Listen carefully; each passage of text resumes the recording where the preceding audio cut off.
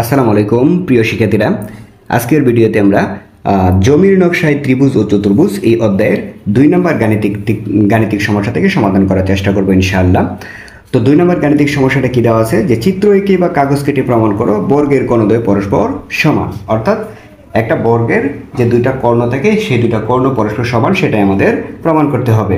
তো আমরা একটা বর্গ এঁকে নিলাম। শুরুতেই আমাদের বর্গটা হচ্ছে ABCD।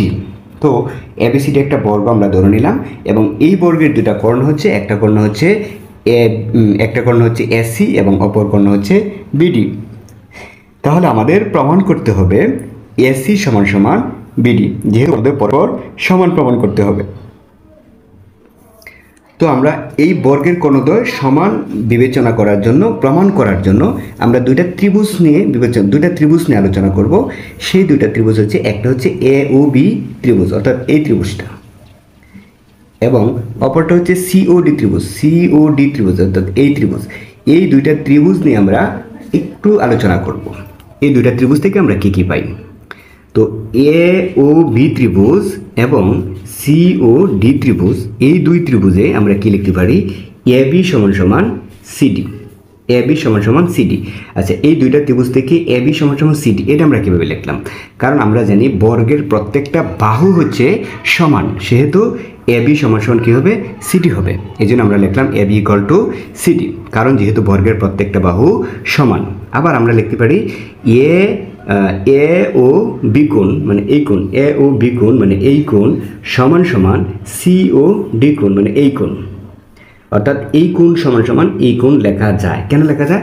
কারণ হচ্ছে এই কোণটা হচ্ছে এই কোণের বিপরীত কোণ বা বিপরীত কোণ, আর আমরা জানি বিপরীত কোণগুলো পরস্পর সমান। সেজন্য আমরা লিখতে পারি A ও B কোণ = COD কোণ, যেহেতু তারা বিপরীত কোণ।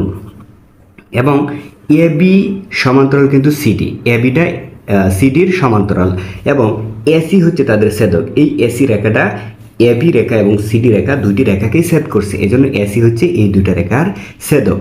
এখন কথা হলো AB সমান্তরাল CD কেন? কারণ হচ্ছে আমরা জানি বর্গের বিপরীত বাহুগুলা পরস্পর সমান এবং সমান্তরাল, সে মোতাবেক AB এবং CDটা হবে সমান্তরাল এবং AC হচ্ছে তাদের ছেদক।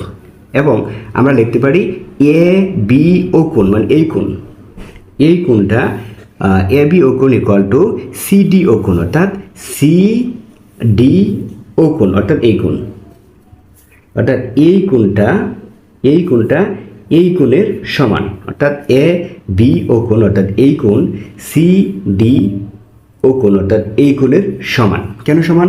কারণ হচ্ছে এই দুইটা কোণ হচ্ছে একান্তর কোণ। একান্তর কোণ কাকে বলে?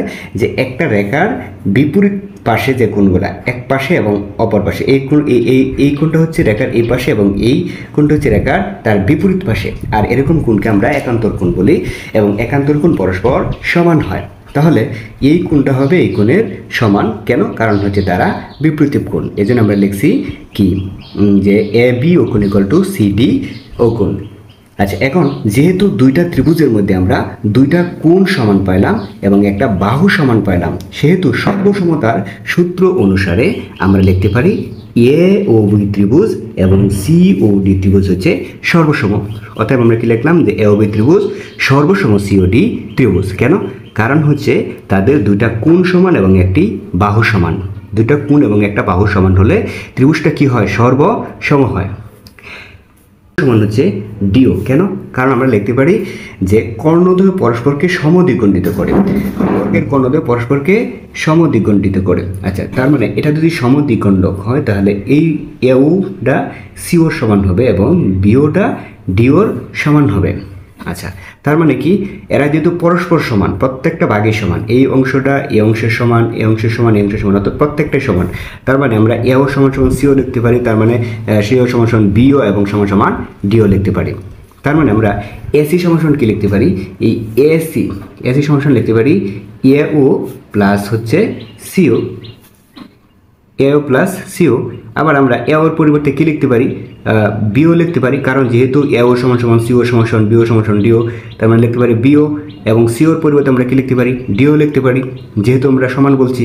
তার মানে আমরা কী লিখতে পারি, বিও প্লাস ডিও, এর পরিবর্তে বিও এবং সিওর পরিবর্তে ডিও। আবার বিও প্লাস ডিও সমান সমান কী লিখতে পারি, এই যে বিও প্লাস হচ্ছে ডিও, এই দুটো যদি আমরা যোগ করি তাহলে আমরা কী পেয়ে যাই, বিডি। আমরা কী পেয়ে গেলাম, বিডি, অর্থাৎ আমরা পেয়ে গেলাম এসি ইকুয়াল টু বিডি। সুতরাং এসি ইকুয়াল টু বিডি, অর্থাৎ বর্গের ঘনদ্বয় পরস্পর সমান।